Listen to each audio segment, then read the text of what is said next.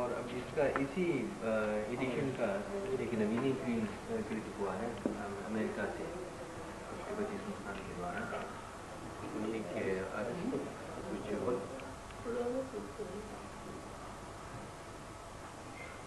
और वो दूसरे ये कागज में है या वो जापानीज एडिशन में है चाइनीज की है हमारे पास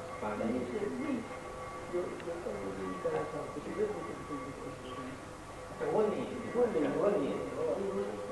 उसके लिए हम लोग बहुत प्रयास किया आउट ऑफ $30,000 थे जब छपा था उसमें तो ये अब बहुत दाम हो गए फिर आउट ऑफ प्रिंट हो गया। मोतीलाल बनारसी दास को कहा जाए वो छापना। हाँ छापना ताइवान वाले छापते थे वो खूब छापते उसमें रॉयल्टी वाला चक्कर है नहीं।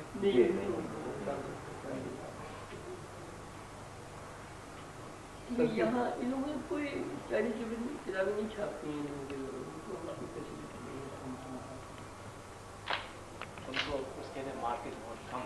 हाँ तो इसलिए वो यही सोच रहे कि 5-6 हज़ार मुझे मिल जाए तब कम से कम 200-300 साल आराम से।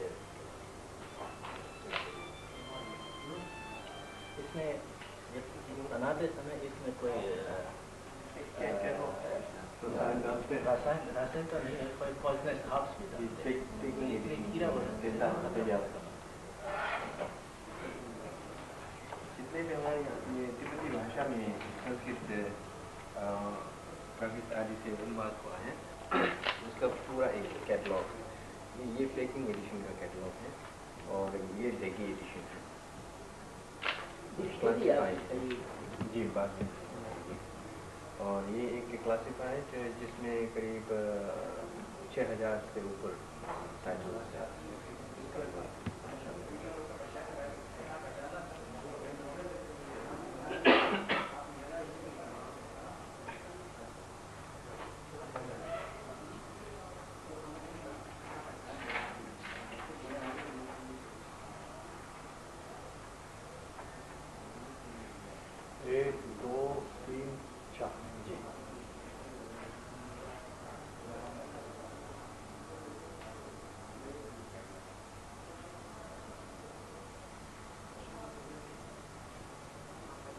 त्रैलोक के विजय महाकल्प राजा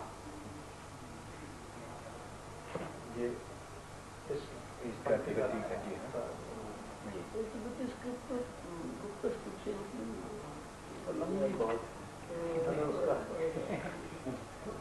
ये एक परंपरा रही है कि शास्त्र के जो नाम है टाइटल वो तिब्बती स्क्रिप्ट में लिखा रहता है शुरू में भारतीय भाषाएं बदल के तब इसका फिर अनुवाद होता है। ये एक शुद्धता का प्रमाण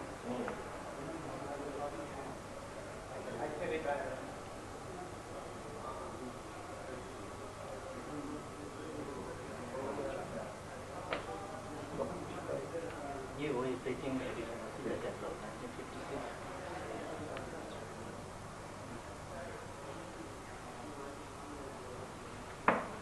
और इसमें कंफ्यूटेंशियल के अलावा तिब्बती स्कॉलर के द्वारा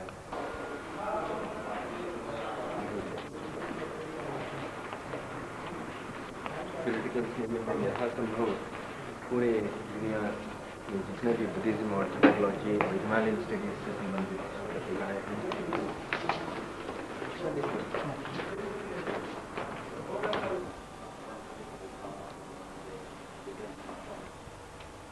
कंपैरेटिव स्टडीज का बुद्धिज्म का और अन्य मतों के साथ खासतौर पर जैसे बुद्धिज्म क्या ये बताने की जरूरत है कि क्रिश्चियनिटी पर कितना प्रभाव कोई वो बुत बोलते हैं ना, उन्होंने तोड़े इसलिए वो बुत शिकन असर है। भारत के वायुदारण बिहार के तो बट जैसे वही मंत्री बन गए आशीर्वाद के, उन्होंने सब ट्रांसलेट करवाए संस्कृत से। जैसे होनी चाहिए जिससे दूसरा एक जो ये सिद्धांत है जो प्रचारित किया गया कि बौद्ध मत ये कुछ उस समय जो भारतीय मत थे, परंपराएं थी, उनके विरोध में था और एक ये संघर्ष के कारण से ये एक बहुत ही अपप्रचार किया गया है। वो एक एवोल्यूशन है, वो एक विकास है, वो एक विकास क्रम में ही आया है। तो विश्व को और भारत को भी अलग करने जी जबकि है उल्टा, हमारा तो और घनिष्ठ संबंध होना चाहिए। इसी तत्व को लेकर के हम लोग यहाँ एक छात्र के लिए कुछ 2-3-4 ट्रैक्स ऐसे योगदान इसमें होना चाहिए।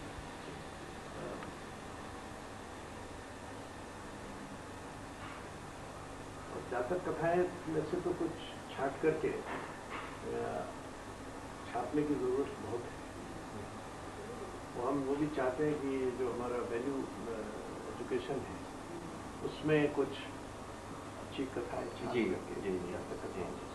मोरालिटी आदि की जो शिक्षाएं दी जाती हैं बहुत ही प्रबल है। अगर अभी बात ये तमाम जो क्रिश्चियन सेक्ट्स थी जो अब नष्ट हो गई, उनके सिद्धांत बहुत सेक्ट से इतने मिलते हैं, कुछ वो भी कहते हैं कि भाई वो समझे को मानते थे कि वे ट्रेडिशन है और ये निर्माण कार्य की तरह से, तो उनका यहाँ तो यहाँ का प्रभाव है, लेकिन वो उसको वो सब बातें चर्च में सप्रेस कर दी बात। एक थियरी ये है, ये तो कहते हैं ग्रीक्स में पिथागोरस कौन था ये तो उन्हें मालूम नहीं, पिथागोरियंस में पिथागोरस व्यक्ति को नहीं जानते, तो वो कहते हैं कि ये बुद्ध गुरु ही पिथागोरस बन गया। बुद्ध गुरु के बारे में तो वही है जो महात्मा बुद्ध के वेश भी उनका वैसे ही बताया जाता है और और कुछ ये भी बताते हैं कि ये एक बार ऐसी चर्चा भी चली लद्दाख में पुस्तक है बस this is born in India.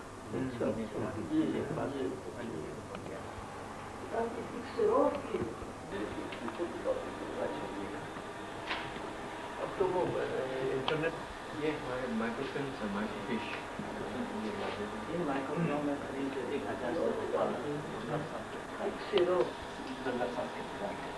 मगर ये तो जीवित है जो जिसमें लेटेस्ट ये कैमरा कुल हमारे माइक्रोफिल्म आदि में अभी 80,000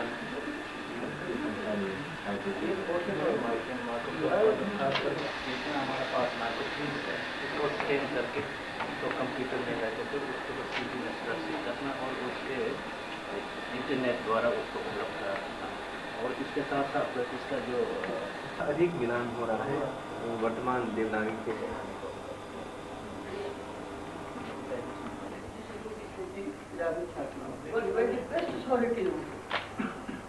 मैंने कुछ देखे होंगे, हाँ जो उनके मैंने देखे वो लोग तो अपने से लिखते हैं, लेकिन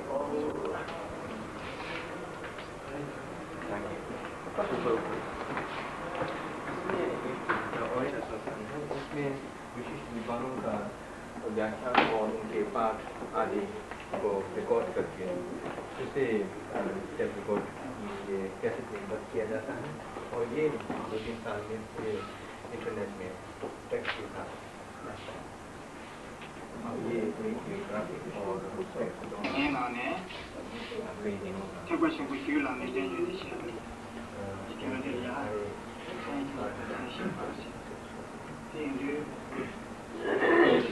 वृद्ध जो कॉलेज है और इसके अतिरिक्त वहाँ भी उनका कई ब्रांचेस हैं वहाँ से और जहाँ जहाँ था इसे उन्होंने पहले ये केवल टीचिंग के लिए पढ़ाया जाता है, उसका पूरा प्रोसेस भी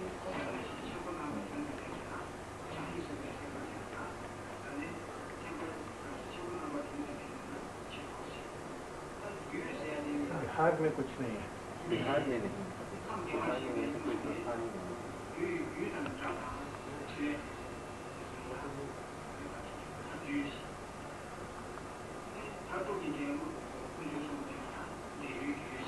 आपको प्रवचन के साथ डिस्कशन भी रिकॉर्ड करने चाहिए। डिस्कशन है जी, जहाँ कहीं भी डिस्कशन हुआ है, जैसे यहाँ परम पावन जी के साथ हुआ है, वो पूरा एक रिकॉर्ड है।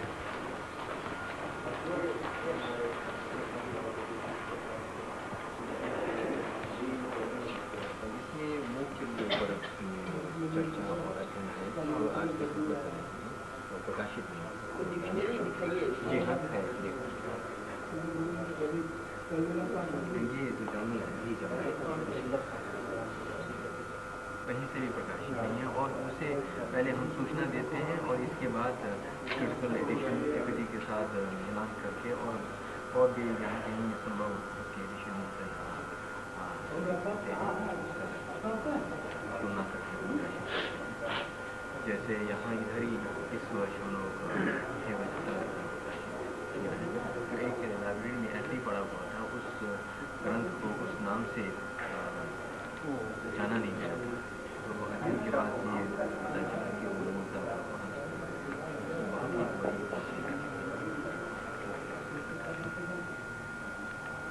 अब इधर हम लोग 2 साल से ये तो तंत्र के बीज मंत्र वो तो समान ही वो तो शैव में भी हुई है और जैनों में भी हुई है। ये भारत की एकता का एक और बड़ा भारी अब वो तमाशा ये है कि उसको तंत्र को लोग वो समझते हैं जो जादू टोना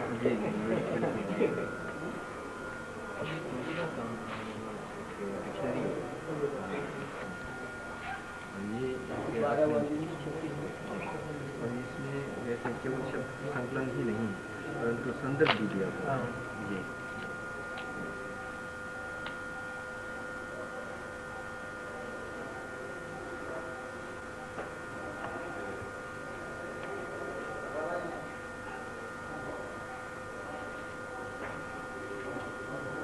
अब हमारी इसी डिक्शनरी यूनिट का आगे राशन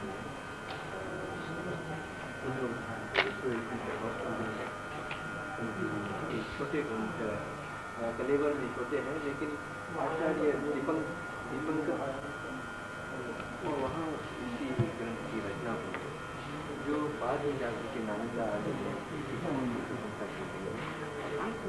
3 नाम से लेकर के वज्रयान तक की व्यवस्था है और इसी का एक समृद्ध विकसित करने का डेवलप लंबे अतिक्रम का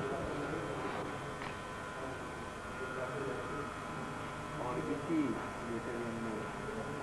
जिसका एक व्याख्या जी छपा 10 वर्ष से तीसरा वर्ष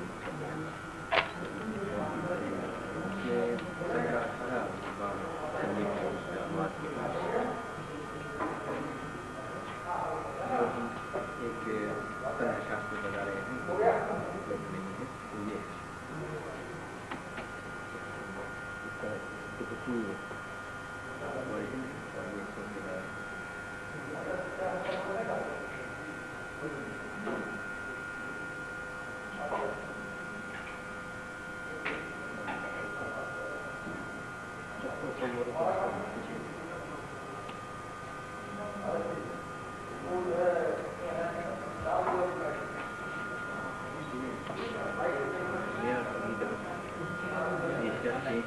हिंदी अनुवाद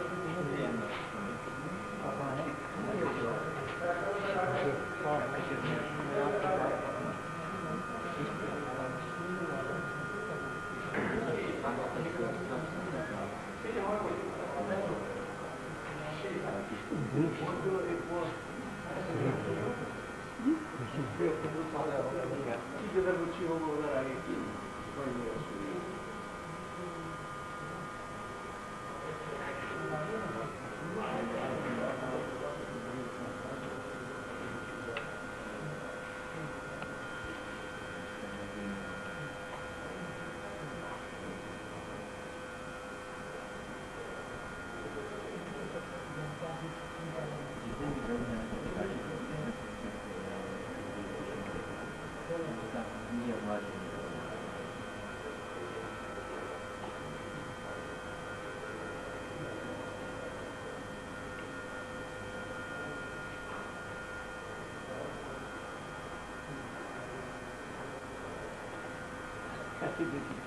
नहीं होता। मध्यमकार में कहा गया है रथ अपने अवयवों से भिन्न नहीं, अभिन्न एक भी नहीं, रथ अपने अवयवों से युक्त भी नहीं, रथ अवयवों में नहीं है, अवयव समूह में भी नहीं, रथ अवयव समूह मात्र भी नहीं, संस्थान भी रथ नहीं। अतः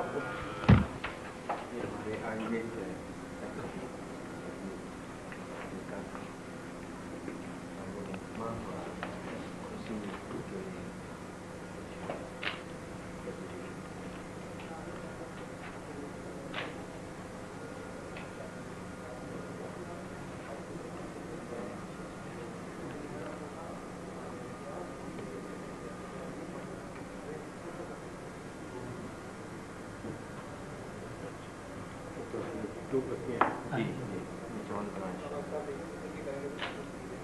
और कुछ हम यहाँ कप सिरप भी बनाए हैं और कुछ आई ड्रॉप्स भी बनाए हैं।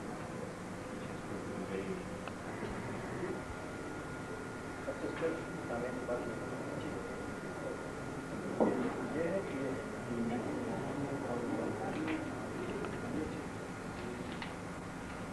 उसका प्रचार और होना चाहिए।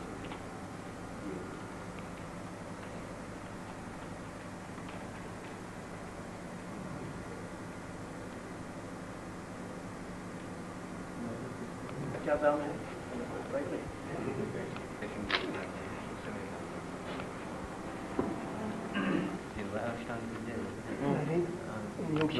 जी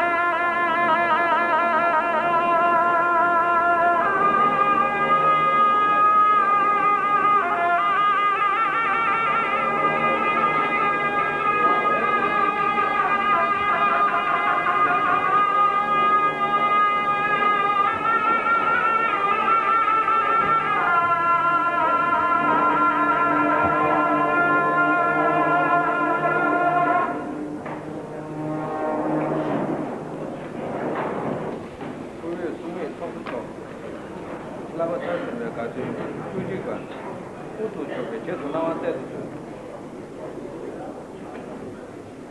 माननीयाः अध्यक्षमहाभागाः अहं दीक्षान्तसमारोहस्य प्रारम्भाय श्रीमताम् अनुमतिं कामये।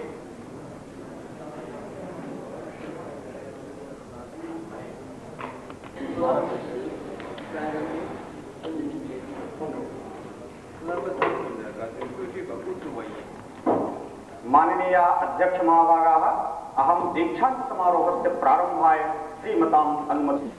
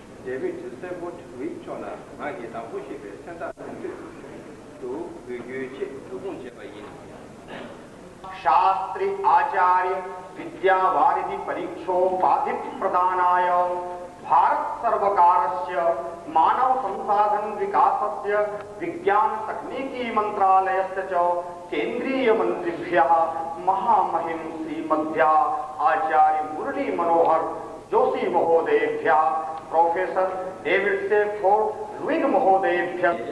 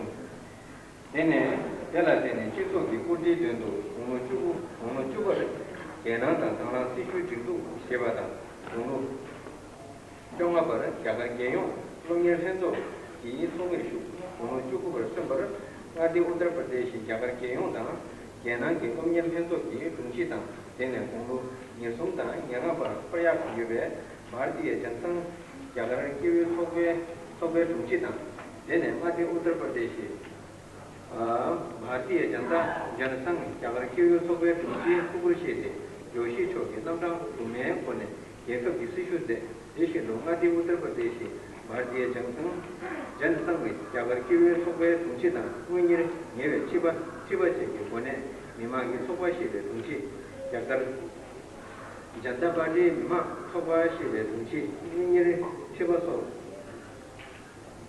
सोबे ये शीले कोने शीले केवल जोशी चौक जोसो में फिमी सिंह शीदां जोसो में फिमी सिंह चिजे तुगेशी तेने सीशुंग की नंसी ता नी छाजे 공배 की मेंचे की कोने नंबर 2 शिनु के कभी शामते ना शोरदे ये देवा तमे तो जुवा शिला 중집에 주인의 지도당 시중기 상태 다 쇼를 주네 유나양 평화진이 나 내세 토에 원세리 외주자의 상태 중중만 답아 정도 마세 약차의 예외 임식기 중시 성쇼 당 주차 만사기 임식의 농業완성라 디필 시바다 DSC 상기기 실내 남정의 초보 견시 랑이 남정당 공명 공주의 개도하고 용도 때문에 영화 강의 रंग नंबर 2 बता सुबह मीर खान गोविंद जी ज्ञान कल्याण धर्मार्थ सेवता भाव राव देव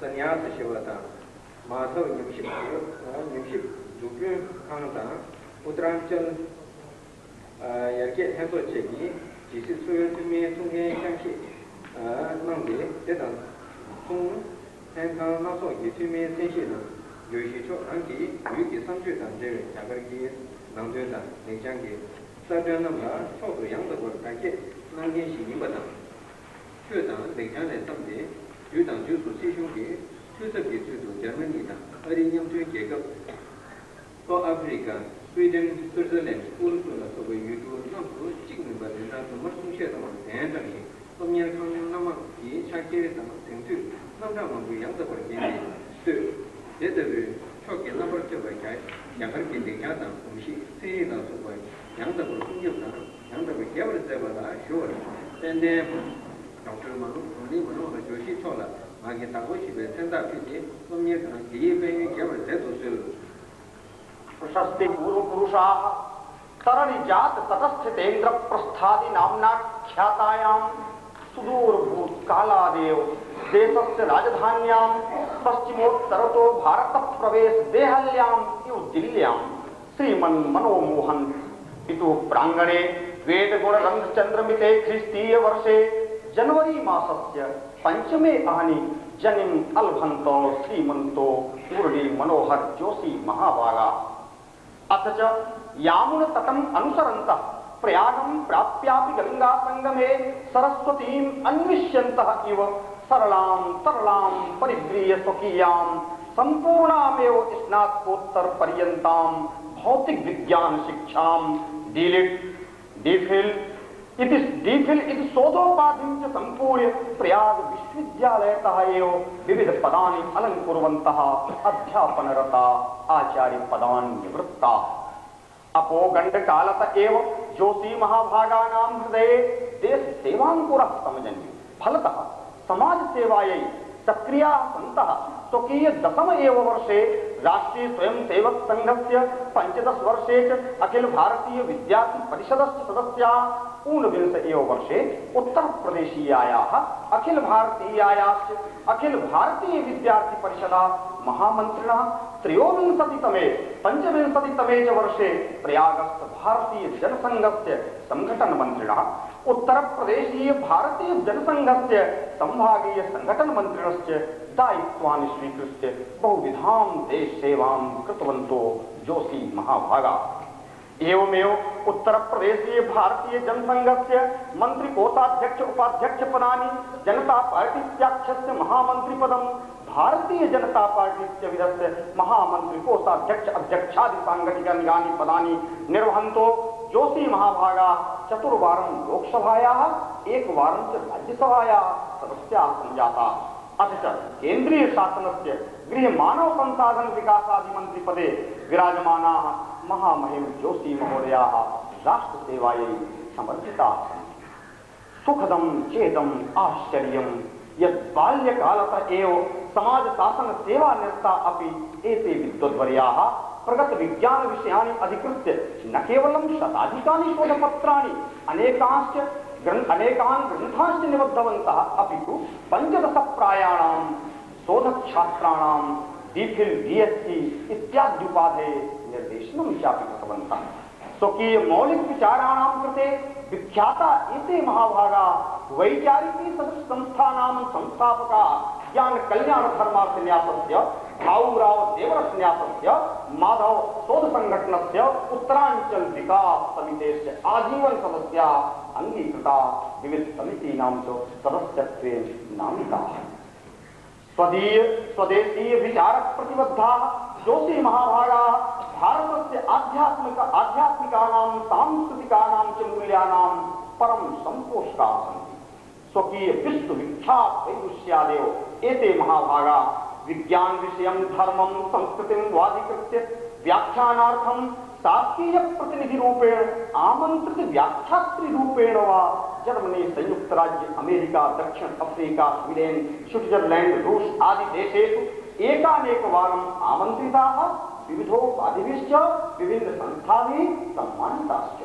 अतः अध्यक्ष महोदयाः निवेद्यन्ते यत् भारतीय संस्कृति संस्कार विज्ञान आदि संरक्षण संवर्धन परायणेभ्यः देश सेवा निरतेभ्यः श्रीमद्भ्यः डॉक्टर मुरली मनोहर जोशी महोदयेभ्यः वाक्पति इति सम्मानोपाधिं समर्पित संस्थानस्यास्य गौरवं अध्यक्षाधिकारेण अहं भवतां शिक्षायाः समाजस्य संस्कृतेश्च अनुत्तरसेवायाः कृते संस्थानस्य 11 दीक्षान्तसमारोहे अत्ववद्भ्यो महामहिमाचार्य ऋषिमहोदयेभ्यः विश्वश्रुतेभ्यः वाक्पतिसम्मानोपाधिम् उपायनीकरोमि। काव्ये च अस्य महिममण्डितस्य उपाधेः आजीवनमर्यादा। 원화부의 묘지 제도 또라 동양칸데 소소 원대 유소네 위니히 수雄당 제도다 지리비 경계단은 면을 대발라 또라 lok한데 나바타라스 가든 주시바 반대 가로 놀리 많이 나오고 싶어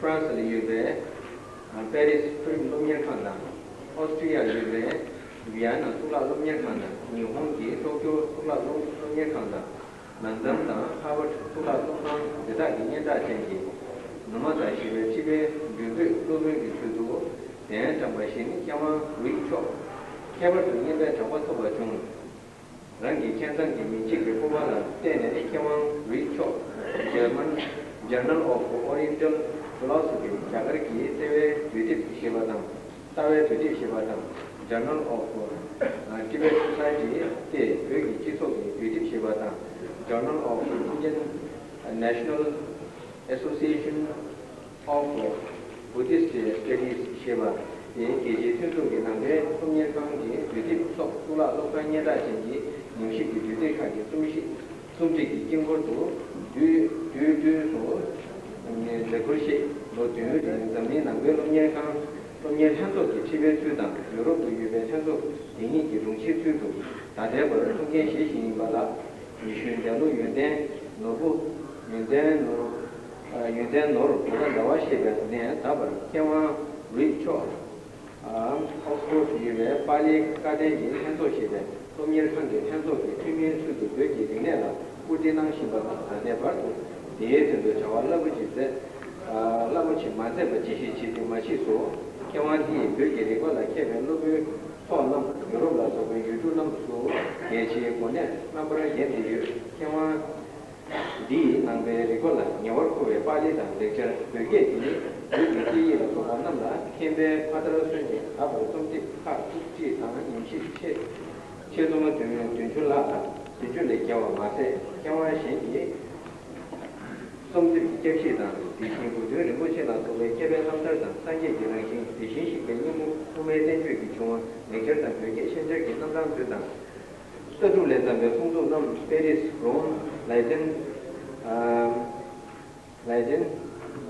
Beijing, London, Vienna, Sogonomia Countown, Tula Tonga Namji, part of Kiriba Mase, Yamship, the Chesonam, the Niki number 20 in the Jagaki Ripata. 왜다 나베 러브 네버 또 베님시게 주대는 세주의 가끔씩 되었지 킹 먹고도 된도 내용도 되게 단계 라들 라장 내리고다 켜버도 되게 되네 사람들 체인이나 리고다 까버되게 내지 나송다 양도 배피게 회식 개발다 양도 소외 정도 우리가 리들레가 타기나 나랑 보고도 제대로 나기 하죠 장주바다 체인이도 되게 기본에 되게 동기 동기로 소외 상태로学吧我就给吧看到红了没吧如错doctor David Staples错了还给他不行的三大配合中间感觉非常给我这就是आचार्य प्रवराणाम David Stafford द्विग महाभागानाम जन्म ख्रीस्तीये विधु गुणांक पृथ्वी मिते वर्षे अगस्त मासस्य प्रथम एव दिने संयुक्त राज्य अमेरिकायाः न्यूयॉर्क नगरे बभूव कालक्रमेण लंदन ज्यूरिक पेरिस भारत आदि विविध देशीय विदेशीयेषु विभिन्न शिक्षा संस्थानेषु प्राथमिकतः प्रगत शिक्षां पेरिस विश्वविद्यालयात् शोधोपादिं च आप्तवन्तः शोधार्थमेव वेग महोदयाः वारद्वयं संयोज्य षड्वर्षपर्यन्तं भारतेऽपि अतिष्ठन् अथ च वर्षद्वयं पेरिस विश्वविद्यालये एव 6 वर्षाणि लैडन् विश्वविद्यालये 11 वर्षाणि वाशिंगटन विश्वविद्यालये अथ च 10 वर्षाणि हम्बर्ग विश्वविद्यालये प्राध्यापकाः आचार्याः निदेशकाः वा संजाताः एतेषां महोदयानाम् अध्ययन विषयो भारतीय विद्या एव आसीत् या सामान्यतया बौद्ध विद्यास्कृता विशेषतश्च भोट भाषास्कृता जाता ख्रीष्टीय वर्षात् गुणांकरन्ध्र पृथ्वीमितात् अद्य पर्यन्तं हम्बर्ग विश्वविद्यालये एमेरिटस् आचार्य रूपेण सभाजिताः विनियोजिताश्च अस्मिन्नेव सातत्ये कनाडा देशस्य टोरंटो विश्वविद्यालयस्य अमेरिकास्थ न्यूयॉर्क राज्य विश्वविद्यालयस्य संयुक्त राष्ट्रस्थ लंदन विश्वविद्यालयस्य फ्रांसस्थ कॉलेज डिमेरिटस् संस्थायाः ऑस्ट्रियास्थ वियना विश्वविद्यालयस्य जापानस्थ क्योटो विश्वविद्यालयस्य लंदन हार्वर्ड विश्वविद्यालयोः प्रतिष्ठापूर्ण नुमाता पीठस्य च अतिथि आचार्य रूपेण निमन्त्रिताः द्विग महाभागा विशिष्टाम् एव ख्यातिम् अवाप्नुवन् स्वकीय वैदुष्य वैशारद्यादेव एते महाभागा Journal of Indian Philosophy, Journal of Tibet Society, Journal of the International Association of Buddhist Studies प्रभृति विश्वविख्यात शोध पत्रिकाणां संपादक मंडले यथाकालं समायोजिता। सप्तवर्षाणि यावत् अंताराष्ट्रीय बौद्धाध्ययन परिषदः अध्यक्ष रूपेण तस्यायो परिषदः यूरोपीय क्षेत्रीय सचिव रूपेण अद्य पर्यन्तं गुणवसुरंध्रचंद्रतमात् ख्रीष्टीय वर्षात् एतत्काल पर्यन्तम् ऑक्सफोर्ड पॉलिटेक्निक सोसाइटी संस्थाया परिषद सदस्य रूपेण भोट विद्या सेवारता आचार्य प्रवरा द्विग महोदया अद्यापि किं नाम न कुर्वन्ति तत्कृते एतेषां प्रसिद्ध यशस्का भोट विद्या पिता शिष्या यूरोपादि देशेषु महत्वपूर्णानि पदानि भजन्ते। बौद्ध विद्योपकारिणीषु पाली संस्कृत भोटादि भाषासु पारंगताः द्विग महोदया अद्य प्रभृति दशग्रन्थान् शतप्रायांश्च प्रबन्धभूतान् शोधनिबन्धान् ग्रन्थ समीक्षणानि पुस्तों सदसाचार्याणां जीवनं बुद्ध स्वभावतां तथागत गर्भं मध्यमक शास्त्रेतिहासं संस्कृत भोट पर्यायान् विविध भाषा दर्शन पक्षांशाधिकृत्य पेरिस रोम लाइडन वीवेडन लंदन येनादि संस्थाभिः प्रकाशिताः निबन्धाश्च विश्वस्य सर्वासु भारतीय विद्यायाः भोट बौद्ध विद्यायाश्च प्रतिष्ठितासु शोधपत्रिकासु प्रकाशिताः। मिलिंद सन्निभा द्विग महोदया बौद्ध विद्या मधुलियन्तः यस्मिन् कस्मिन् वा देशे बहुसो बहुत्र विद्या कूजन्रवं किरन्तः अपरिगृहीतारः सन्तोऽपि परिगृहीत लन्दनावासाः स्वकीयाध्ययन विद्याचरणादिभिः बौद्ध विद्यायाः विशेषतश्च बौद्ध विद्यायाः उद्धाराय संवर्धनाय संरक्षणाय अति 70 वर्षीया अपि तरुणायन्ते। अतः अध्यक्ष महोदयाः निवेद्यन्ते यत् विविध भाषा पीठादि माध्यमेन भोट भाषा दर्शन साहित्य इतिहासादि सेवा कृते पश्चिम दिग्विपश्चिताम् अपश्चिमेभ्यः आचार्य प्रवरेभ्यः डॉक्टर डेविड सेफोर्ड द्विग महोदयेभ्यः वाक्पतिः इत्युपाधिं समर्प्य संस्थानस्य असन्निहितेभ्यः सुनीतानां डेविड सेफोर्ड द्विग महोदयानां समाजस्य शिक्षायाः संस्कृतेः सेवायाः कृते एकादशेऽस्मिन् दीक्षासमारोहे वाक्पतिः सम्मानोपाधिं करोमि। कामे च अस्योपाधेः आजीवनं पर्याप्तम्। 我那个给其实做了后面看的，从家属的部分嘛，让他们理解他，让他这样让对一切给上班，他们来不了，马来不了，强迫在人家准备，人家长辈长久给什么人不结婚的让的，也是的，就外家属的我来中国面的领导当，就给过来老板这些，有个片的中间，因为等把人过去，因为就是说送送送，销售送送的过年人用这个特。 那就针对了大伙这么这些，让人给有可能工作了，他上个过年必须叫完了百分这些，人民养百圈的记住他们这西地上前边身体年味做的他了百分这些，他们当现在在开发的主办了，是不是也是给纠正了老板这些，他们这类他们这些稍微给点新鲜的，他们就一结过年最先都在把那南面推翻百分这些。 रोना को दूंगी जब समझे शेंद्र ना चंचु नंबर तक जो तुझे दिने में को दिने तमा को दिने चेतो तेंबाओ पुरिसामि स्नातकाः युष्मभ्यम् उत्तीर्ण परीक्षाणाम् उपाधयः प्रदीयन्ते यावज्जीवम् युष्माभिः विद्या संस्थानस्यास्य उपाधेः प्रतिष्ठानुरूपं कायवाक्चित्तैः सततं चिन्तनीयम् भद्राचरणं च विधेयम् यदत्र विद्या संस्थाने शिक्षितं तत्सर्वं व्रतस्थैर्युष्माभिः अनवरतम् अप्रमादेन चिन्तन भावनाभ्याम् आत्मनश्चित्त संततौ सुदृढम् आधेयम् यो हि ज्ञानराशिरत्र युष्माभिरधिगतः स न कदापि विस्मृतिपथं कियात् इत्यत्र तदा सावधानैर्भाव्यम् यदि तत्र भ्रान्तिः विचिकित्सादिकं वा स्यात् तदा युक्ति विवेकादिबलेन तत्सर्वम् अपाकरणीयम् अकुशलानि कायवाक्चित्त कर्माणि युष्माभिः दूरतः परिवर्जनीयानि कुशलानि च तानि सप्रयासं यावज्जीवं समुष्ठेयानि सम्यक् दृष्टि सम्यक् संकल्प सम्यक् कर्मांत सम्यक् आजीवादि सम्बलितस्य आर्य मार्गस्य यावदायो निषेवणे योयम युष्माकं दुर्लभो मनुष्य भाव प्रतिलंबा तनूनम सफलयितव्यः शील समाधि प्रज्ञासु अधिष्ठाय स्रोतसा प्रवहमानं सांसारिक दुःख संताप प्रवाहं सर्वथा निरुद्धुम् अनाद्य विद्या स्वभावां सत्वदृष्टिं यूयम् उद्घात मूलां गुरुतम् सुस्वार्थं सुतरां परिहाय मैत्री करुणाभ्यां परार्थं बोधिचित्तम् उत्पाद्य दानशील क्षांति वीर्य ध्यान प्रज्ञात्मिकासु बोधिसत्वचर्यासु निरन्तरं योगः करणीयः करालेऽस्मिन् कलिकाले दुःखादितेभ्यः समस्त सत्त्वेभ्यः निरतिशय सुखहितैः साधनं वितरां बुद्धिशासनमेव तस्य संरक्षणं संवर्धनं सुचिंता भावनादिकं च यथा सुचारु संपन्नं स्यात् तथा प्रवचनेन शास्त्रार्थ चर्चया ग्रंथादि प्रणयनेन च सर्वदा युष्माभिः अनवरतः प्रयासो विधेयः स्वकीयस्य राष्ट्रस्य समाजस्य च पूर्णतया अभ्युदयाय सुबोधर्काय च सततं सोपनिध्यानं सेवा करणीया सर्वसमिहितायै विश्वशान्त्यै च युष्माभिः सदा आत्मनो योगः साधनीयः माता पित्रो बालवृद्ध नर नारीणाम् आत्मानां विद्वज्जनानां च सादर भावे शिष्टानुमोदिताचरणे च नमनागपि शैथिल्यं वर्तनीयम् इदं च विशेषतः अवधेयं यत् सर्वविधानां तावत् कल्याणानां मूलं गुरुजनाः एव तेषां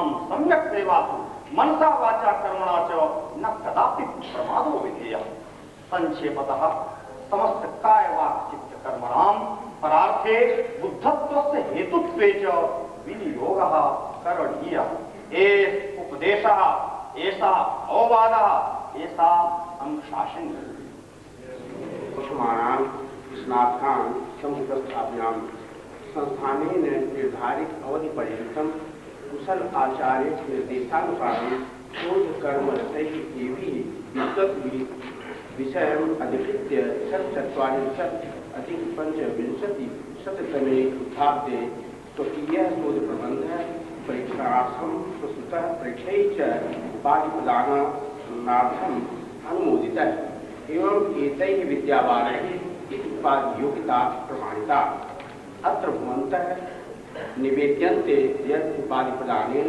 एतान् समअलङ्कुर्वन्तु ऋग्वेद सूत्र लोकचुंबा नमला 现在呢，进基本的确定，现在从的机械作为那个的，现在是从的我呢，我从的就完了，还有个事情。रूपं कायवाक्चित्तैः समनुष्ठेयम्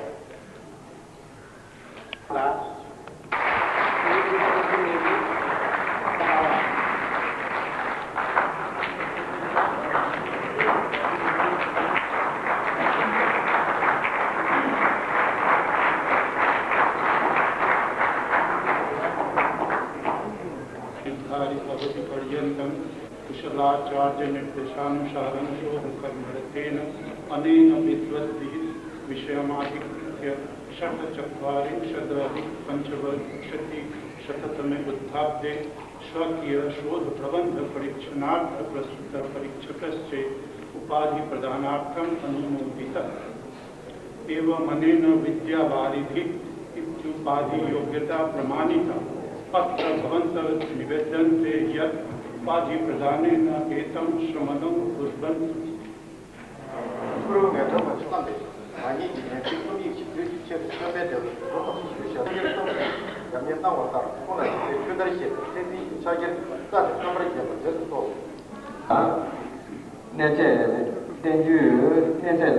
자기 집보다 책찍이 되는 손에 지세 소외가 나게 되는 데서 준비하고는 고속이 주가 많이 벌어져지 어떤만은 안되지 니동한테 시도 시도 니도는 주민이로 그게 남게 따르는 동료들이 그렇지 유튜브에는 남녀 법원의 창제를 모두 주고 선별을 제거해 원하는 현재 창제 전남을 진행하는데 माननीयाः निदेशक बौद्ध दर्शनाचार्य परीक्षोत्तीर्णेभ्यः छात्रेभ्यः तावत् उपाधिपत्राणि वितरितुम् अनुमन्ये अद्य प्रभृति युष्माभिः आजीवनं विद्यासंस्थानस्यास्य उपाधेः प्रतिष्ठानरूपं कायवाक्चित्तैः समनुष्ठेयम्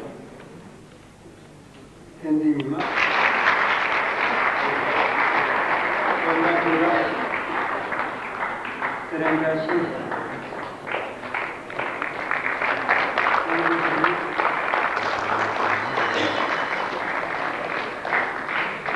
남유부 유성부도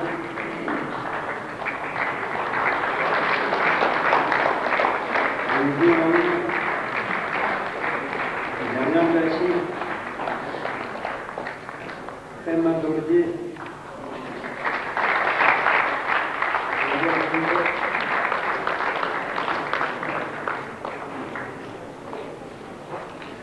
완전히 주시로 최동이도 라인 주민으로 그때 소화를 받아 썸녀를 그렇게 요조제 나무 라니에 노본전이 창실제 오조제가 세를 제벌된 코너는 센지 창실 기능을 잼브랜드도 소화 माननीयाः अत्र भवन्तो निवेद्यन्ते यत् उपाधि प्रदानेन एतान् सम्यक् कुर्वन्तु 도당모주 매제링 남라 외계 남대 등 lokchun banamla 외계 소화를 배우는 banam ten주로 lokchun banamla 내세라게 지금보다 저기 내내 소리 지세 소야 바라나게 내내 뜻과 고승계 저와 바이 버든지 केन्द्रीय उच्च तिब्बती शिक्षा संस्थानस्य जीवनं विद्या संस्थानस्यास्य उपाधे प्रतिष्ठानरूपं कायवाक्चित्तैः समन्वयेयम् महामहिमाचार्य मूल्यगुणः जोशी महोदयाः प्रार्थ्यन्ते यत् स्वसुभाषितवचनैः अस्मिन् दीक्षान्त समारोहे सर्वान् अस्मान् प्रीणयन्तु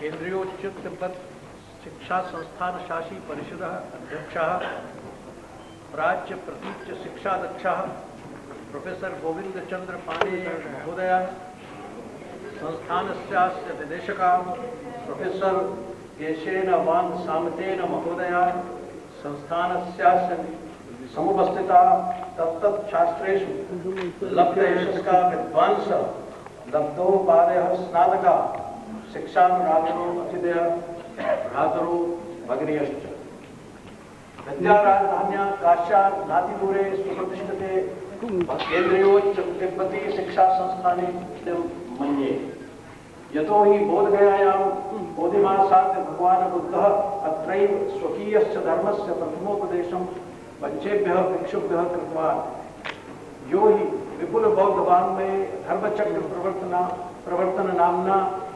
सुप्रथितोऽस्ति तेन धर्मस्य फलं यत् चरसव्यन्तवे चारिकं बहुजनहिताय बहुजनसुखाय लोकानुकंपाय अर्थाय हिताय देवम् अनुष्ठानं मा एकेन द्वे अगमित महामग्रह सम्प्रति समग्रं जगत् हिंसायाः आतङ्कस्य परस्पर संघर्षस्य ज्वालायां दग्धह्यते अत्र एकमात्रम् उपायः अहिंसायाः मार्गानुसरणं विद्यते अनेनैव शान्तेः स्थापना संवीशिकायाः मानवमात्रस्य वृक्षोपायः प्रतीयते विश्वस्मिन् विश्वे व्याप्तायाः हिंसायाः समुचितमुत्तरं भगवतो बुद्धस्य अहिंसयैव करुणया वा शक्यसम्भवम् बौद्धधर्मस्यानुसरणेनैव सम्प्रति विश्वे सामाजिकं राजनैतिकं धार्मिकं जीवनं सुखशान्तिमयं भवितुम् अर्हति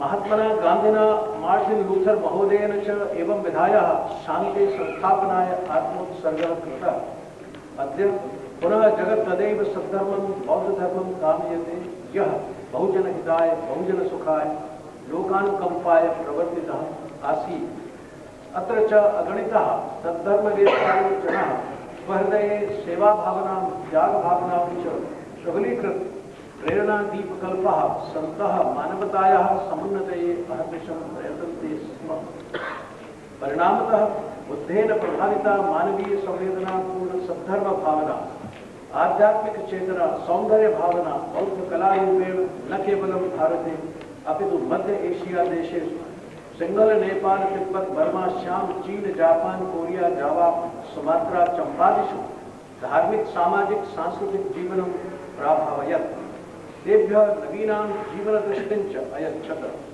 यूरोपीय सभ्यता अमेरिकीय सभ्यता च जापान देशे यादृशमपि आधुनिकतां प्रावेशयत् किन्तु टोक्यो नगरस्य आत्मा बौद्धमन्दिरेष्वेव विराजते। चीनदेशस्य साम्यवादिचिन्तनेन कामं राजनैतिकक्षेत्रे सामाजिकक्षेत्रे परिवर्तनं विहितं स्यात् किन्तु शान्तयुगस्य निर्मिताः बुद्धमूर्तयः गुहासु चित्रताः बौद्धचित्रवीथयः अद्यापि अगणितचीनजनसमवायस्य हृदये शान्तेः समतायाश्च सन्देशं सम्पूरयन्ति। धर्मस्य प्रचारार्थं संघस्य स्थापनां विधाय भगवता बुद्धेन प्रारब्धस्य लोककल्याणकार्यस्य सिद्धये तत्सङ्कल्पानुसारं तेषां च सिद्धान्तानां प्रामाणिकग्रन्थैः लोके प्रचारार्थं स्वर्गीय पंडित जवाहरलाल नेहरू महोदयस्य पूज्यपाद दलाई लामा महोदयस्य च संयुक्तेन शिवसङ्कल्पेन प्रतिष्ठितम् इदं शिक्षासंस्थानं भगवतो बुद्धस्य जीवनदर्शनम् आधारीकृत्य जीवनपद्धते शिक्षार्थं सततं प्रयतते।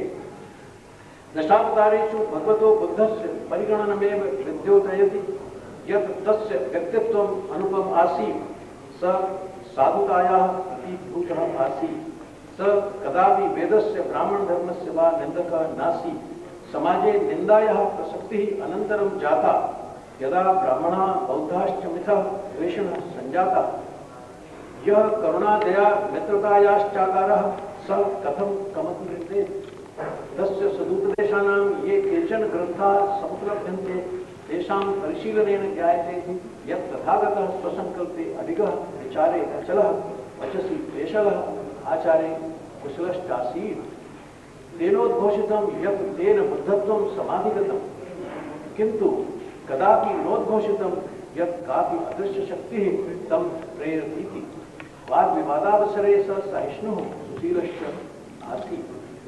सः अपकारं परोपकारेण घृणाञ्च प्रेम्णा प्रत्युपकर्तुं सम्पदिष्टवान्। सोऽपि स्वजीवने कलङ्कं उत्सां निन्दां विरोधं च असहत् किन्तु कदापि स्वकीयां कीर्तां अहिंसक भावनां वा न परित्यजत्।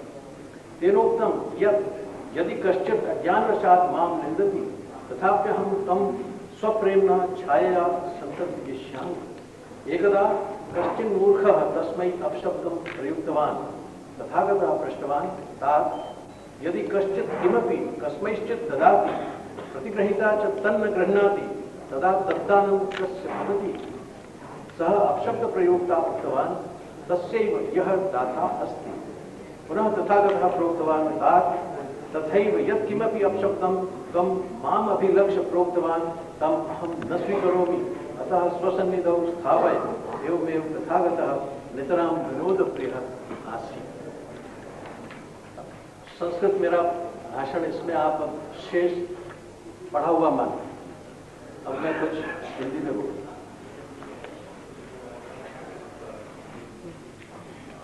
इस संस्थान के इस दीक्षांत समारोह में उपस्थित होकर और आज यहाँ वाक्पति उपाधि को प्राप्त करके मैं स्वयं को गौरवान्वित अनुभव कर रहा हूँ।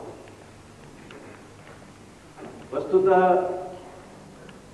इस संस्थान में आने का बहुत दिनों से निमंत्रण मिला हुआ था,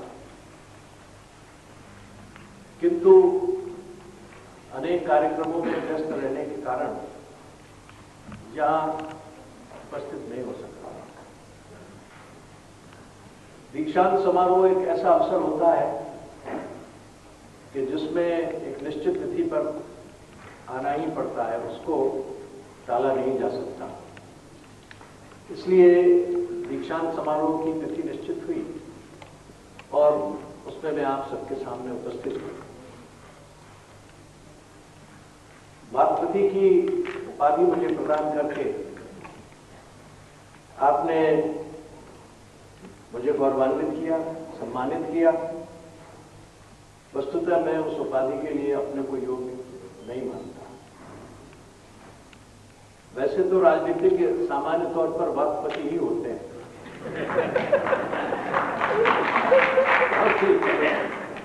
वचनेषु किम दरिद्रता, उनको बोलने में, घोषणाएं करने में और कभी कभी वाक् पौरुष का भी प्रयोग करने में जो आजकल विधानसभाओं और संसद में भी हमें काफी मात्रा में, प्रचुर मात्रा में दिखाई देता है, उसी प्रकार का हमें संकोच नहीं होता। इसलिए उस दृष्टि से अगर आपने मुझे वाक्पति उपाधि दी है, तब भी मुझे ये सोचना पड़ेगा कि क्या आप मुझे भी उन्हीं राजनीतिज्ञों की श्रेणी में रख रहे हैं जो केवल घोषणाएं ही करते हैं।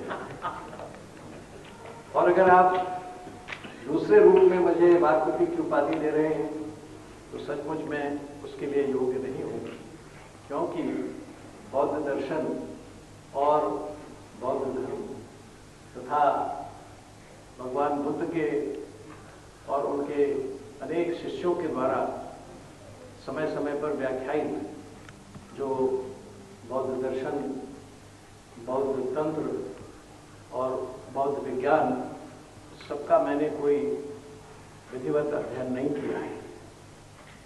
लेकिन डॉक्टर गोविंद चंद पांडे जी के सानिध्य में रहने से कुछ न कुछ मुझे भी प्राप्त होता रहा है, क्योंकि ऐसा कहा जाता है कि अगर आप किसी के संसर्ग में रहें तो कुछ न कुछ प्राप्ति तो हो जाती है। डॉक्टर पांडे स्वयं अपरिमित विद्वान हैं बौद्ध दर्शन के, वो अनेक दर्शनों के विद्वान हैं, इसलिए इनका साहचर्य मुझे कुछ कुछ सब दर्शनों का ज्ञान करा देता है। तो उतना अवश्य मेरा बौद्ध धर्मानुशासन से परिचय अवश्य है। देवियों और सज्जनों, आज का विश्व और आज का हमारा भारत जिस एक संतरास से संक्रमण कर रहा है, वो विश्व सभ्यता में अभूतपूर्व। ऐसा लगता है कि संपूर्ण मानवता एक बहुआयामी संकट से ग्रस्त हो गई, बहुत गहराई से स्पर्श कर दिया है। वो चाहे आर्थिक पक्ष हो, सामाजिक पक्ष हो, नैतिक राजनीतिक पक्ष हो, दार्शनिक पक्ष हो या मानवीय संवेदनाओं के पक्ष हो, उन सबको इस संकट ने मानो ग्रस्त कर दिया है। कभी कभी ऐसा लगता है कि मानो विश्व के अनेक राष्ट्र या अधिकांश राष्ट्र एक बहुत ही बेचैन आत्मा के रूप में विचरण कर रहे हैं। एक आत्मिक असंतोष सर्वत्र दिखाई देता है। बौद्धिक असंतोष, सैद्धांतिक ऊहापोह और उससे उत्पन्न एक विभ्रम, ये चतुर्विध हमें अनुभव हो रहा है। ऐसा लगता है कि वर्तमान सभ्यता उन अनेक समस्याओं, सरोकारों, चुनौतियों और संकटों का कोई सम्यक समाधान प्राप्त करने की चेष्टा कर रही है, लेकिन जैसे मझधार में डूबा हुआ व्यक्ति बहुत हाथ पांव मारता है और सोचता है कि चाहे शायद इधर से बचने का रास्ता मिल जाए या उधर से बचने का रास्ता मिल जाए, तो ऐसा ही अपने तरणोपाय विभिन्न प्रकार की गतिविधियों के द्वारा खोजने का प्रयास कर रहा है। पश्चिम की जो भौतिक समृद्धि है और उसके पीछे का जो दर्शन है, उन दोनों को बिना समझे हम आज के इस संकट का वास्तविक निदान नहीं कर सकते। पश्चिम में भौतिक समृद्धि की चकाचौंध से हम प्रायः यह समझ लेते हैं कि मानव की उन्नति का सर्वश्रेष्ठ उपादान पश्चिमी मार्ग पर चलकर भौतिक समृद्धि की उपासना करने के अतिरिक्त और कुछ नहीं है। प्रायः ये बताया जाता है कि विकास और विकास का मार्ग वही है जो पश्चिम के देशों ने दिखाया है। और हमारे जैसे देशों को प्रायः ये कहा जाता है कि अभी आप विकसित हैं, आपको विकास करना है। बहुत हम पर दया की जाती है तो हमको ये कहा जाता है कि विकासशील देश है। और थोड़ी बहुत हमसे किसी देश की मित्रता अधिक हो गई तो वो कह देता है कि आप रैपिडली डेवलपिंग करते हैं, तीव्रता से विकास करते हैं। ये हमारी आज की पहचान अंतर्राष्ट्रीय जगत में बनी हुई है। बहुत हमें प्रशस्ति मिलती है तो ये कहा जाता है कि भारत विश्व के 5 तीव्रता से विकसित होने वाले देशों में, त्वरित गति से विकसित होने वाले देशों में से एक है। और उसका मानदंड यही है कि हमारा सकल घरेलू उत्पाद 5%, 5.5% बढ़ रहा है और हम विकास की ओर उन्मुख हैं, क्योंकि हम 8% तक या 10% तक भौतिक उन्नति करना चाहते हैं, आर्थिक उन्नति करना चाहते हैं। विकास की ये परिभाषा जिस जीवन दर्शन से उत्पन्न हुई है, उसने जो कुछ और त्रासदी, संतरास विश्व में उत्पन्न किया है, वो भी हमें गहराई से समझना चाहिए। ये ठीक है कि पश्चिम में भौतिक समृद्धि के बड़े ऊंचे आयाम दिखाई देते हैं। कितने भी ऊंचे दिखाई देते हो, अभी रावण की लंका के बराबर तो नहीं पहुंचे हैं जो संपूर्ण सोने की थी, लेकिन उनका भी विकास का लक्ष्य वही है कि संपूर्ण राष्ट्र हमारा स्वर्णाभूषित हो जाए। वैसे वेद कहता है कि सत्य का मुख स्वर्ण के पात्र से ही ढका होगा।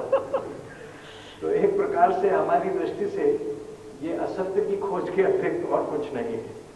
केवल स्वर्ण मंडित होने का अर्थ यह है कि हम जीवन के सत्य को स्वर्ण के असत्य से आच्छादित कर देना चाहते हैं।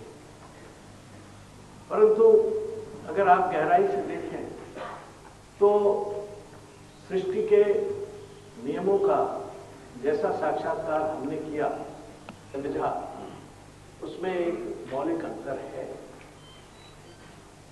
पुराने पश्चिमी विचारकों को छोड़ दें, लेकिन पिछले 300-350 साल से जो पश्चिम में विचार सरणी प्रवाहित हुई है, उसका उत्स कुछ वैज्ञानिकों में ढूंढा जा सकता है। फ्रांसीसी गणितज्ञ दकार्त, रेने दकार्त, और फिर लाप्लास, न्यूटन, बेकन, इन सब लोगों की जीवन दृष्टि या वैज्ञानिक दृष्टि जिसको बाद में कहा जाता है, उसने पश्चिम को व्यष्टि और समष्टि के संबंधों का निर्धारण करने के लिए एक दृष्टि दी। और इसमें भी जो दकार्त ने कहा उसको मूल रूप से समझना चाहिए, क्योंकि वही उनके जीवन दर्शन का मूलाधार बन गया, अधिष्ठान बन गया। उसने इतना ही कहा कि मैं इसलिए मेरा अस्तित्व है क्योंकि मेरे पास एक मस्तिष्क है, मैं विचार करता हूं। I exist because I think. मेरी पहचान केवल मेरी विचार शक्ति के द्वारा है। I exist therefore I think, ये नहीं कहा उसने ये कहा कि मैं चूंकि सोच सकता हूँ, विचार कर सकता हूँ, इसलिए ये मानना चाहिए कि मैं हूँ, मेरी पहचान मेरी विचार करने की शक्ति है।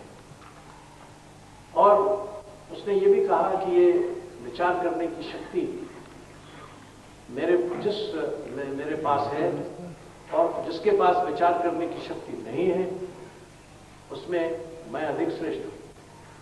तो निर्जीव प्रकृति जो उसके चारों तरफ थी, उससे उसने अपने आप को श्रेष्ठ माना और ये कहा क्योंकि मैं अधिक श्रेष्ठ हूँ इसलिए मुझे उसका उपभोग करने का भी पूर्ण अधिकार है, और इस सारी प्रकृति का मैं निर्बाध शोषण कर सकता हूँ, उसको तोड़ मरोड़ सकता हूँ। और बेकन ने तो यहाँ तक कहा कि मैं इस प्रकृति को ऐंठ कर, मरोड़ कर, प्रताड़ित करके, पीड़ित करके इसके सारे रहस्य प्राप्त कर सकता हूँ। इन लोगों ने यह भी कहा कि सारे ब्रह्मांड को और ब्रह्मांड की घटनाओं को हम कुछ गणितीय सूत्रों से व्याख्यायित कर सकते हैं, और न्यूटन ने उन गणितीय सूत्रों को प्रायोगिक जामा भी पहना दिया। तो एक प्रकार से वहाँ एक विधा विकसित हुई जिसे वो वैज्ञानिक तर्कवाद, साइंटिफिक रेशनलिज्म, और इसका मूल सिद्धांत ये था कि ब्रह्मांड एक मशीन है, यंत्र है। और वो इसलिए भी था विशेष रूप से उन दिनों घड़ी बड़ी एक आकर्षक चीज लगती थी। घड़ी बनी थी तब घड़ी, जिसमें चाबी दी जाती, तो जिसको कहते हैं बड़ी रोचक थी, बड़ी आकर्षक थी, लोगों को बड़ी लुभावनी लगती थी, चमत्कारिक लगती थी कि देखो इसमें चाबी भरती और 24 घंटे चलती रहती है। उस यंत्र का निर्माण ये बहुत ही लोगों को चमत्कृत करता था। लोग समझते थे कि कैसा अद्भुत यंत्र बना दिया है। और जैसे वो घड़ी चल रही है, ये जगत भी चल रहा है, ब्रह्मांड भी चल रहा है। तो एक ब्रह्मांड का निर्माता, जैसे घड़ी का निर्माता कोई है, ये तर्क बहुत दिया जाता था कि जैसे घड़ी है कोई उसका बनाने वाला है, ऐसे ही ब्रह्मांड है, इसका कोई बनाने वाला है, कोई इसका चलाने वाला है। और अगर आप घड़ी को जानना चाहते हैं, समझना चाहते हैं, घड़ी की और फिर उन पुर्जों को जोड़ लीजिए, तो इस प्रकार से आप उस यंत्र की वास्तविकता को समझ लेंगे। अगर ब्रह्मांड को समझना है तो ब्रह्मांड के पहले टुकड़े टुकड़े करिए और फिर उनको जोड़ लीजिए तो ब्रह्मांड को समझ लेंगे। मनुष्य को समझना है तो पहले इसको टुकड़े टुकड़े कीजिए और फिर उसको जोड़ लीजिए तो आप मनुष्य को समझ लेंगे। तो इस प्रकार से वो ये समझते थे कि ब्रह्मांड की प्रत्येक प्रक्रिया को जानने के लिए उसको छोटे छोटे टुकड़ों में बांटना पड़ेगा। जीवन को समझने के लिए भी जीवन को छोटे छोटे टुकड़ों में बांटना पड़ेगा। शरीर को समझने के लिए भी उसको छोटे छोटे टुकड़ों में बांटना पड़ेगा। इसलिए इस विधा को रिडक्शनिस्ट अप्रोच कहते हैं, अर्थात चीजों को टुकड़े टुकड़ों में बांटने को देखते हैं। इससे बड़े लाभ हुए। आखिरकार को ये जो कुछ पश्चिम की सारी समृद्धि दिखाई देती है वो इसी यंत्रवाद में से। हर चीज का कोई यांत्रिक जामा पहुंचाना, हर एक प्रक्रिया को समझना और फिर उसका पुनर्निर्माण करना, इसमें से बहुत सी चीजें। ये जो आप आकाश में, अंतरिक्ष में यात्रा करते हैं या चंद्रमा तक पहुंचते हैं, ये वो न्यूटन के ही सिद्धांतों से हमें प्राप्त हुई है। या जो आज बहुत से हमारे पश्चिमी जगत के लोग शरीर में सब प्रकार के अंगों का प्रतिरोपण कर देते हैं, वो भी उसी में से निकला। शरीर को तोड़ा फोड़ा और पता लगाया कि क्या बदला जा सकता है। और स्थिति यहाँ तक हो गई है अब इस यांत्रिक परिकल्पना के आधार पर कि जैसे आजकल आप अभी मोटर गाड़ियों के गैराज देखते हैं, वैसे ही कुछ दिनों बाद आप इस मनुष्य यंत्र के लिए भी गैराज देख सकेंगे। कहीं हृदय बदला जाए, कहीं गुर्दा बदला जा सकता है, कहीं पाँव के घुटने बदले जा सकते हैं, कहीं फीमर बदली जा सकती है। जो भी बदलवाना हो, आप जैसे गाड़ी में कहते हैं कि हमारे इंजन को रिबोर्ड कर दो या इसका गियर बदल दो, तो कुछ दिनों बाद ये संभव है। इस प्रक्रिया से चलते चलते तो आंख तो अभी भी बदल के चले जाते हैं। 20 मिनट में ऑपरेशन आंख का हो जाता है, पुराना लेंस निकाल के नया लेंस लग जाता है। ये सामान्य प्रक्रिया है। तो ये कुछ तो हो रहा है, उससे बहुत कुछ हो रहा है। लेकिन इससे एक और भी बात हो गई जो शायद जिसकी तरफ साहित्यकारों को जिसके कारण से कष्ट होता है कि अब आप क्या कहेंगे जब शरीर को अपने यंत्र के रूप में समझ लिया और आंख हमने कहा कि ये फोटोग्राफिक कैमरा है या लेंस है, और दिल को कहा कि ये पंप है, और मस्तिष्क को कहा कि ये कंप्यूटर है, तो अब आपकी उपमाएं ये सब बदल जाएंगी। कल आप अब कभी ये नहीं कहेगा कि हे मृगलोचनी मैं तुझे तेरे लिए ऐसा लिखता हूँ, वो नहीं कहेगा। वो कहेगा कि हे डिजिटल कैमरा वाली डिजिटल कैमरा ही सबसे अच्छी इमेज लेता है, तो वो तो बात खत्म हुई। या कोई कहे, अभी तक ये कहते हैं कि मेरा हृदय स्पंदित हो उठा, फिर कहेगा कि मेरी धौंकनी धुक धुक कर रही है, क्योंकि हृदय धौंकनी के रूप में बदल गया। हम आइंस्टाइन के मस्तिष्क की या अपने अनेक साहित्यकारों और विद्वानों के मस्तिष्क की चेतना की प्रशंसा करते हैं। कल को ये कहेंगे कि उनके कंप्यूटर में इतनी बाइट्स थी, वो इतने गीगाबाइट्स का था, आइंस्टाइन का मस्तिष्क इतने गीगाबाइट्स का था। इसी प्रकार से हम लोगों को बताएंगे। ये अगर सृष्टि का रूपण होने लगे और इस प्रकार से हम लोगों को व्याख्यायित करने लगे विश्व को, ब्रह्मांड को, तो ये कैसा रहेगा? मैं समझता हूं कि सब कुछ होने के बावजूद भी इस प्रकार की व्याख्याएं और इस प्रकार का की उपमाएं हम साहित्य में स्वीकार नहीं कर सकेंगे। हाँ, ये जरूर है कि मॉडर्न आर्ट में कहीं चित्र बनाते समय आंख के बदले डिजिटल कैमरा बना दिया जाए, उस प्रतीक से फिर आप समझें कि ये आंख को प्रदर्शित करता है, वो एक अलग बात। लेकिन सामान्य तौर पर जिसको मनुष्य को हम समझते हैं, जिस प्रकृति को हम देख रहे हैं, जिसका हम रसास्वादन कर रहे हैं, जिस मानवीय संवेदनाओं के आधार पर हम एक दूसरे से संबंध बनाते हैं, वो तो सब इस दृष्टि से भंग हो जाएगा, नष्ट हो जाएगा, खंडित हो जाएगा। तो खंडित जीवन दृष्टि ने, खंडित जीवन दर्शन ने खंडित मानवता का, खंडित व्यक्तित्व का निर्माण भी कर दिया और इसलिए खंडित विश्व का भी निर्माण कर दिया। इसलिए सब समृद्धि, भौतिक सुख साधन होने के पश्चात भी आज विश्व खंडित है, राष्ट्र खंडित है, व्यक्ति खंडित है, परिवार खंडित है और सब समूची अस्मिता और एकता ये खंड खंड होकर बिखर गई। तो एक भौतिक समृद्धि के उच्चतम आयाम पर पहुंचकर भी हम विखंडन के भी शीर्ष पर पहुंच गए हैं। एक अति समृद्ध परंतु पूर्णतः विखंडित समाज ये प्रकृति की दृष्टि ने हमें प्रदान कर दिया है। भारत ने विश्व को इस दृष्टि से नहीं देखा। हमने समग्र की चिंता की, हमने हर चीज को समग्रता में देखा। हमने ये नहीं कहा कि ब्रह्मांड को तोड़कर समझिए, नहीं, जो कुछ है उसको संपूर्णता में समझिए, समग्रता में समझिए, समग्र जीवन दृष्टि। तो ये खंडित जीवन दृष्टि और समग्र जीवन दृष्टि के बीच का अंतर है जो आज विश्व की समस्याओं के निदान को की तरफ हमें ले जा सकता है। जो समस्याएं इस खंडित जीवन दृष्टि ने उत्पन्न की है, वो उनका निदान समग्र जीवन दृष्टि से हो सकता है। क्या मानव शरीर केवल अंगों का समुच्चय है? हाथ जोड़ दें, पांव जोड़ दें, एक दिल रख दें, एक मुद्रा रख दें, वगैरह वगैरह, और फिर कहें कि मनुष्य बन गया? नहीं बनता। मानव शरीर अंगों के समुच्चय के अतिरिक्त कुछ और है, अर्थात समग्र अपने अवयवों के योग के बराबर नहीं है।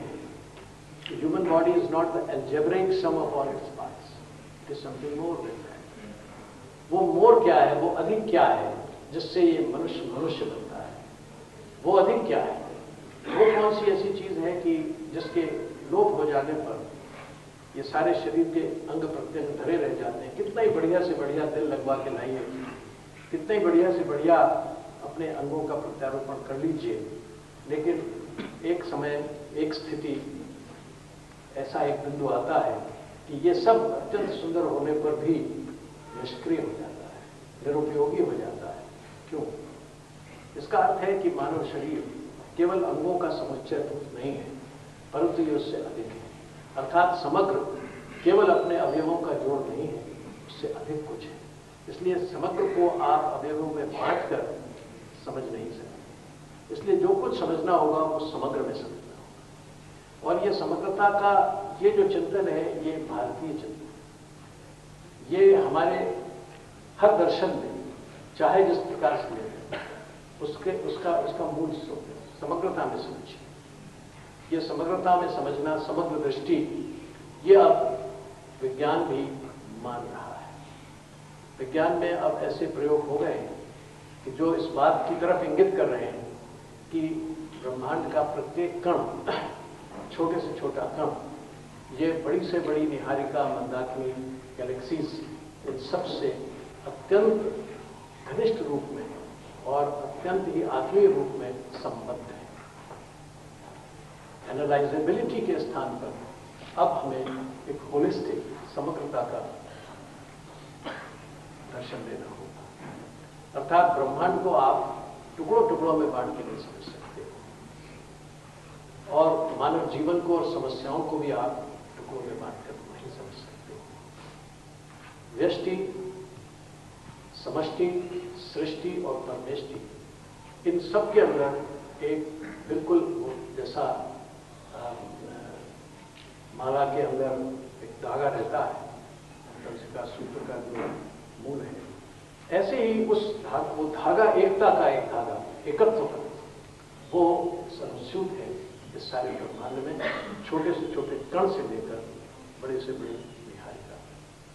और ये इसके लिए अब विज्ञान के सामने, विशेष करके भौतिक शास्त्रियों के सामने ये बड़ा जटिल प्रश्न खड़ा हो गया है कि अभी तक जो वो कहते चले आ रहे थे उस सबको इस नए प्रायोगिक और सैद्धांतिक रूप में कैसे उसका समन्वय करें, ये एक समस्या वहां खड़ी हो गई है। अधिकांश जो अब जिनको हम शीर्षस्थ वैज्ञानिक कहते हैं वो समग्रता का चिंतन कर रहे हैं, वो समग्रता की ओर प्रेरित हैं और इसका परिणाम ये हो रहा है कि धीरे धीरे आप जो यहाँ चिकित्सा शास्त्र से संबंधित होंगे कि वो आधुनिक चिकित्सा शास्त्र में ये होलिस्टिक ट्रीटमेंट की बात है, अर्थात रोग अगर हाथ में दर्द भी है तो ये रोग केवल स्थानीय नहीं है, ये रोग कहीं और से भी उत्पन्न हो सकता है। और अब ये भी समझ में आने लगा है कि अधिकांश रोग की उत्पत्ति मन से है। ये जो साइकोसोमेटिक डिजीजेस पाए जा रहे हैं और अधिकांश रोग ये मन की विकृतियों से उत्पन्न हो रहे हैं, ये इस बात का प्रमाण है कि शरीर के अंग प्रत्यंग तो सब ठीक दिखाई दे रहे हैं लेकिन रोगग्रस्त हो गए और रोग जो आए वो मानसिक विकृति के कारण मन पर नियंत्रण न होने के कारण उनका उद्गम मन और इसलिए जब से लोगों को ये समझ में आया है, पश्चिमी चिकित्सकों को, वो बहुत अपनी चिकित्सा पद्धति में सुधार करना चाहते हैं। होगा कि नहीं होगा ये मैं नहीं कह सकता क्योंकि उनकी सारी जो प्रक्रियाएं हैं वो बहुत भिन्न हैं, लेकिन हो जाए तो बहुत अच्छा हो। मगर इससे ये पता लगता है कि ये मन, इस मन के बारे में गहन चिंतन जहाँ कहीं भी हुए हो, उस गहन चिंतन को हमें उसका पुनरावलोकन करना चाहिए, उसका अनुशीलन करना चाहिए। तो हम देखते हैं कि भारतीय दर्शनों में उसकी बहुत चिंता की गई है और बौद्ध दर्शन में तो बहुत कुछ किया गया है। ये एक महत्वपूर्ण चीज होगी अगर हम इस रूप में देखें कि ब्रह्मांड को समझने के लिए, सृष्टि के रहस्य और संबंध को समझने के लिए हमारे भारतीय दर्शनों में किस किस प्रकार के मार्ग सुझाए हैं। बौद्ध दर्शन उसका एक बहुत अच्छा मार्ग हमारे सामने प्रशस्त करता है और इस दृष्टि से योग, ध्यान, विपासना इत्यादि का जैसा अनुशीलन इस धारा में हुआ है वो अन्य को बहुत कम मिलेगा। क्योंकि जीवन को समग्र रूप में देखने की, जीवन को, सृष्टि को, हर चीज को सम्यक रूप से देखने की, समग्र रूप से देखने की इस दर्शन की एक विशेषता रही है। विशेषता वैसे तो लगभग सभी भारतीय दर्शनों में रही है। चारवाक को अगर छोड़ दें उसके लिए तो शायद सृष्टि, ब्रह्मांड, इसके संबंध, इसका तो कोई मतलब ही नहीं था, तो तात्कालिक था, क्षणिक था। लेकिन ये जो दूरगामी संबंध हैं पिंड और ब्रह्मांड के, वो भारतीय दर्शनों में जिस प्रकार से व्याख्यायित हैं, हमें उसके अनुशीलन की आवश्यकता है, अनुसंधान की आवश्यकता है।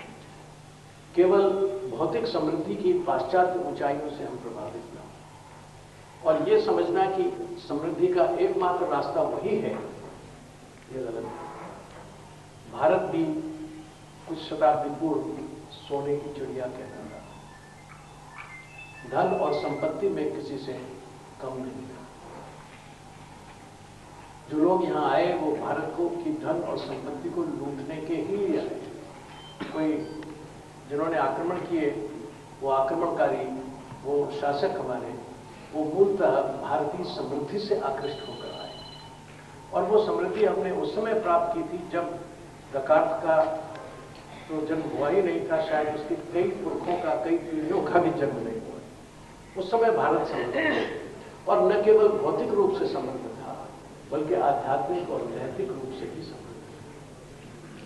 ये विचारणीय पक्ष है जिस पर सारे विद्वानों को ध्यान देना चाहिए। आज भी लोग विश्व में वैश्वीकरण की बात करते हैं, समूचे विश्व में एक सभ्यता, एक जीवन पद्धति को ले जाने की बात करते हैं और विश्व को एक गांव बनाने की बात करते हैं, ग्लोबल विलेज बनाने की बात करते हैं। प्राय ये समझा जाता है कि ऐसी वैश्विक दृष्टि ये अभी पिछले 100-150 साल में उत्पन्न हुई और पिछले 20-25 सालों में विकसित हुई और इसने अपना मूर्त रूप लेना शुरू किया। लेकिन वैश्विक दृष्टि भारत की अत्यंत प्राचीन काल से, हमने भी सारे विश्व को स्पर्श किया, स्पंदित किया, प्रेरित किया, अनुप्राणित किया और विकास यात्रा में उनको साथ लिया। लेकिन कहीं किसी सभ्यता, संस्कृति, समाज या राष्ट्र को हमने विक्षुब्ध नहीं किया, उसका शोषण नहीं किया। बौद्ध विचारक और बौद्ध सन्यासी विश्व के अनेक देशों में गए और उन्हें उन्होंने सुसंस्कृत बनाया। मैं जापान जाता हूँ तो वहाँ आज भी लोग ये कहते हैं कि आप हमारे गुरु देश से आए, हम आपसे उपकृत हैं। ये उपकार जापान में बौद्ध भिक्षुओं ने, बौद्ध श्रमणों ने, बौद्ध सन्यासियों ने किया। चीन में मैं जब भी जाता हूँ, कुछ पुराने लोग मिलते हैं तो अभी भी ये कहते हैं कि हमारी जो भाषा है और जो हमारी लिपि है, वर्णमाला है, उसके अनेक अक्षर भारत से लिए गए। कोरिया में आप जाइए, वहाँ भी आपको बौद्ध संस्कृति के दर्शन मिलेंगे। मैं उत्तरी कोरिया की भी बात करता हूँ और दक्षिणी कोरिया की भी बात करता हूँ। दक्षिणी कोरिया में तो अभी भी बौद्ध मत मानने वाले लोगों की बहुत संख्या है, लेकिन तेजी से घट रही है, लेकिन है। उत्तरी कोरिया में जहाँ उन्होंने एक तरह से धर्म के नष्ट करने का जिहाद बोला हुआ था, वहाँ भी जो उनके किम इल सुंग नाम के बड़े नेता हुए, मैं उनके जन्म स्थल पर गया, गाँव में मुझे ले जाएगा, राजकीय स्तर पर ले जाएगा। उस गांव के पास एक छोटा सी नदी बहती है, वहाँ उन्होंने एक भोजनालय बनाया है, विश्रामालय बनाया है, हम लोगों को उसी में ठहराया। मैं थोड़ा घूमने के लिए निकला तो मुझे कुछ स्तूपाकार कुछ चीज़ें दिखाई दी। तो मेरे साथ जो मेरे पथ प्रदर्शक थे, उनसे मैंने पूछा कि भाई ये क्या है? कहते थे आप कुछ जानते नहीं, ये क्या है, बहुत दिनों से है। अब मैं बेकार सा क्यों खड़ा है, आपने इसको नष्ट क्यों नहीं कर दिया, इसमें क्या रखा है? वैसे पौधा सा खड़ा है, विकृत है। कहने लगे ये गाँव वाले इसकी बड़ी आस्था करते हैं और इसको हम हटा नहीं सकते। फिर मैं उत्सुकता के साथ वहाँ देखने के लिए गया।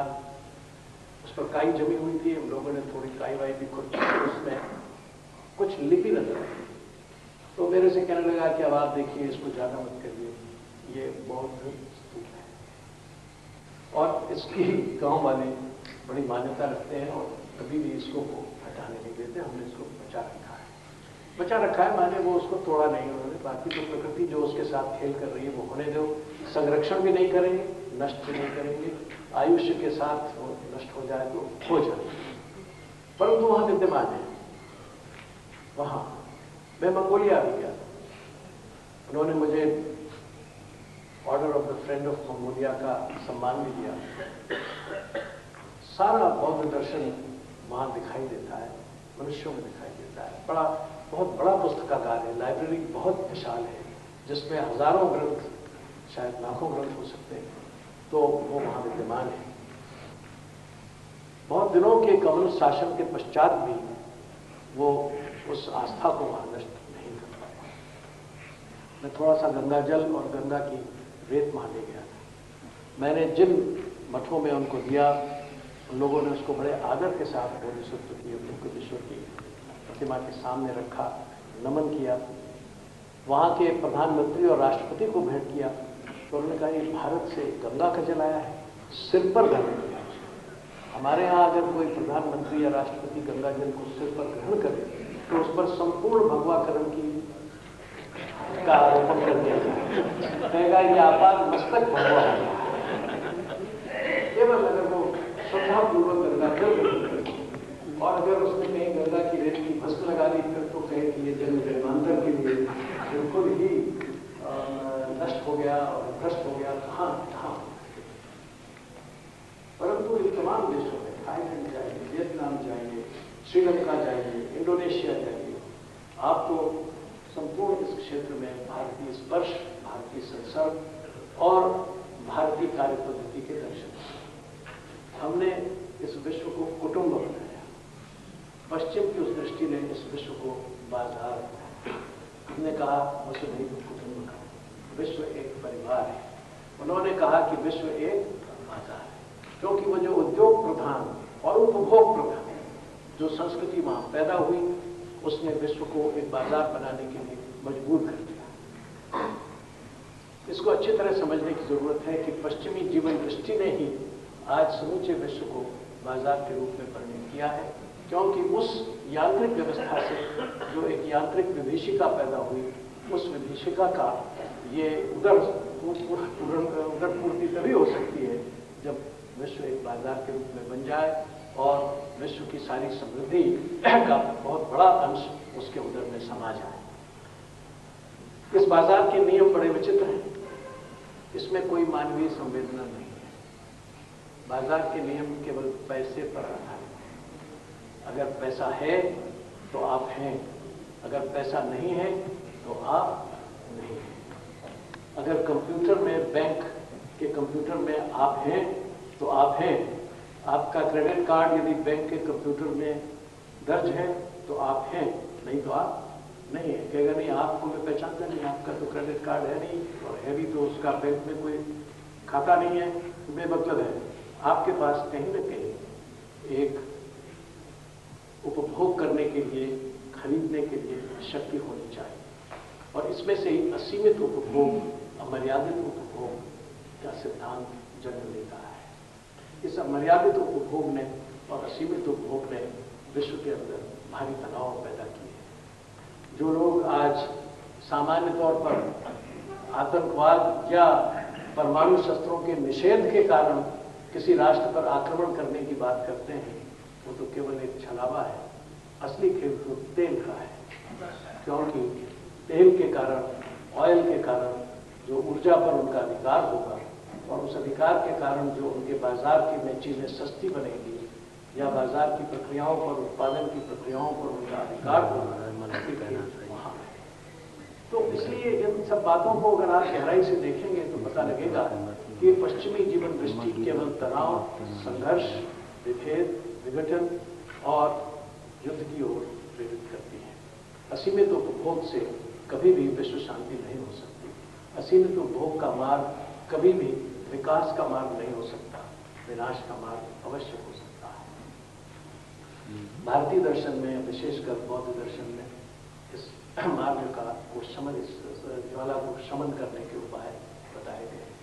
सीमित उपभोग, सम्यक उपभोग, सम्यक करना, सम्यक रहना, मर्यादा में रहना, मर्यादित उपभोग। और इसीलिए मैंने समूचे अंतर्राष्ट्रीय स्तर पर इस बात को कहने की चेष्टा की है कि विश्व का कल्याण असीमित उपभोग से नहीं है, बल्कि मर्यादित उपभोग से है। Not through unlimited. माननीय अध्यक्ष महोदय, अहम दीक्षांत समारोहस्य समापनाय अनुमतिं कामये। अनुमन्ये।